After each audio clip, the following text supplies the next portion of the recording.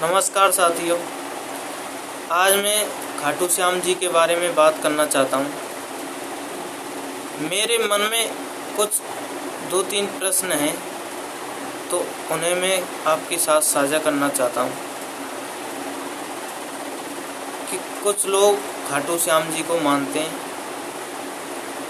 अच्छी बात है, हमारे लखनपुर में भी जागरण होता है, खाटू श्याम जी का बहुत विशाल जागरण होता है। मगर मेरे मन में एक कुछ बात है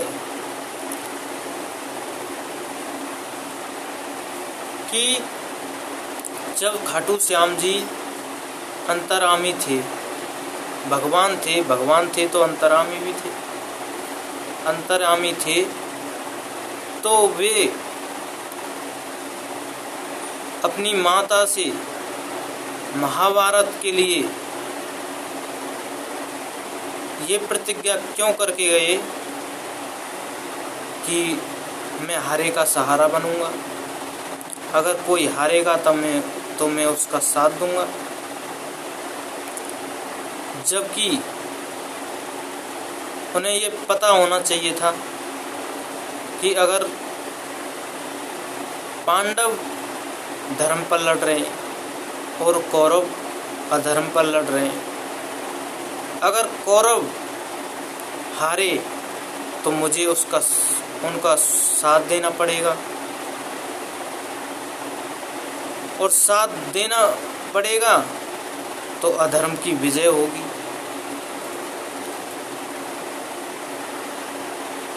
तो ये मेरे हिसाब से ये मुझे गलत लगा। अगर अधर्म की विजय हुई तो क्या ये सही है? सही था? मेरे हिसाब से तो ये गलत था।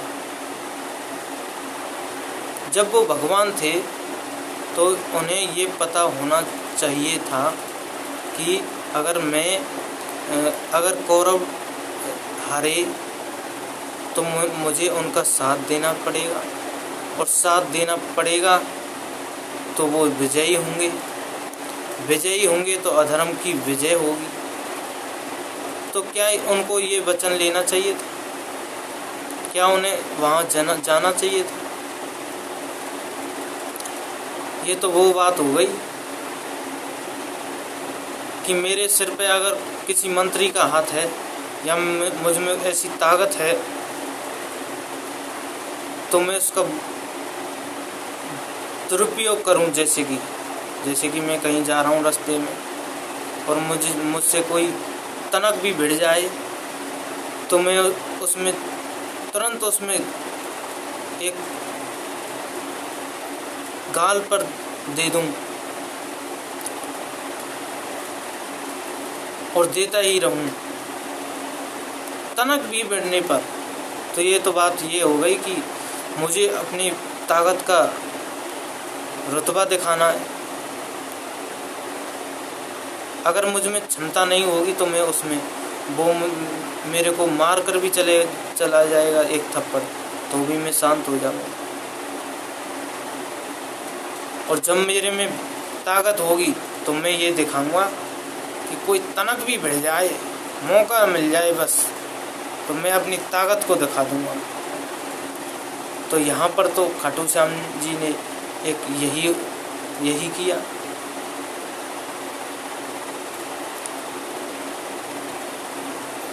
और एक ये भी प्रश्न है कि जब महाभारत के अंदर भगवान कृष्ण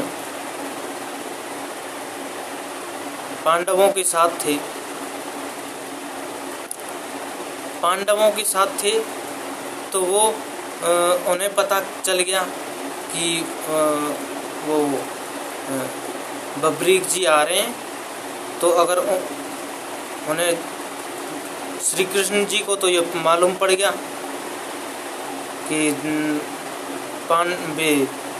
कौरव हारेंगे, और कौरव हारेंगे तो वो बब्रीक जी उनका साथ देंगे तो वो जीत जाएंगे, वो कौरव जीत जाएंगे। उन्हें तो अंतर्यामी से पता लग गया, मगर उन बब्बरी जी को पता कैसे नहीं लगा कि मैं वहाँ जाऊँगा, और जाऊँगा तो मैं मेरा वहाँ पर वो रास्ता रोकेंगे भगवान जी। मैं अधर्म के लिए वचन देकर जा रहा हूँ, पहले तो यही नहीं करना चाहिए था। जब वो तो उनका साथ दे रहे थे श्री कृष्ण जी को और पांडवों का सच्चाई का, और वो उन्हें ये पता होना चाहिए था, क्योंकि अगर वो भगवान थे तो उन्हें पता था, तो वो जानबूझ कर जा रहे थे। और उन्होंने श्री कृष्ण ने उनका रास्ता रोक लिया। अब रास्ता रोक लिया तो उनसे ये कहा कि हम कैसे मान लें कि तुम महाभारत को 3 तीरों से ही पलट दोगे। अब उन्होंने पत्तों को भेद कर दिखा दिया। जब श्री कृष्ण ने कहा कि हाँ अब हमने मान लिया और तुम अपने शीश का दान दे दो, ये बताया गया है महाभारत के अंदर। तो ये क्या हमको तुकी नहीं लग रही है कोई बात की? ये तो ये बात हो गई कि मैं किसी को मारने जा रहा हूँ और कोई मुझसे ये कह दे कि तू कहाँ जा रहा है, कि मैं उस राक्षस को मारने जा रहा हूँ। तो वो मुझसे ये कहे कि अरे वो राक्षस तुझसे कैसे मर सकता है, तो मैं परिचय में अपने ये दिखाऊंगा कि लो मैंने ये कर दिया, अब तो मैं मार सकता हूँ। जब वो कहेगा कि हाँ अब मार सकती हो, तो ऐसा करो मेरे लिए शीश का दान दे दो, और मैं दे भी दूंगा, लो शीश का दान। ये क्या बात हुई? ये तो कोई तुक नहीं लगी।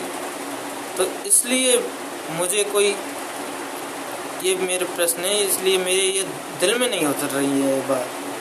तो मैंने आपके सामने ये टूटे फूटे शब्दों के साथ शेयर की।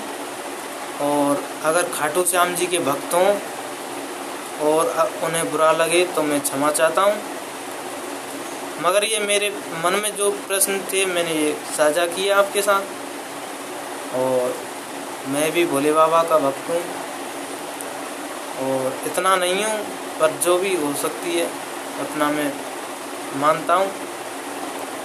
और ना मुझे कोई खाटू श्याम जी के से कोई मनमुटाव है या कोई गलत विचार हैं मेरे खाटू श्याम जी के बारे में, कुछ भी नहीं है। मगर मेरे मन में जो विचार थे मैंने वीडियो के द्वारा आपके सामने साझा किए। अगर कोई गलती हो तो क्षमा करना। जय भोलेनाथ।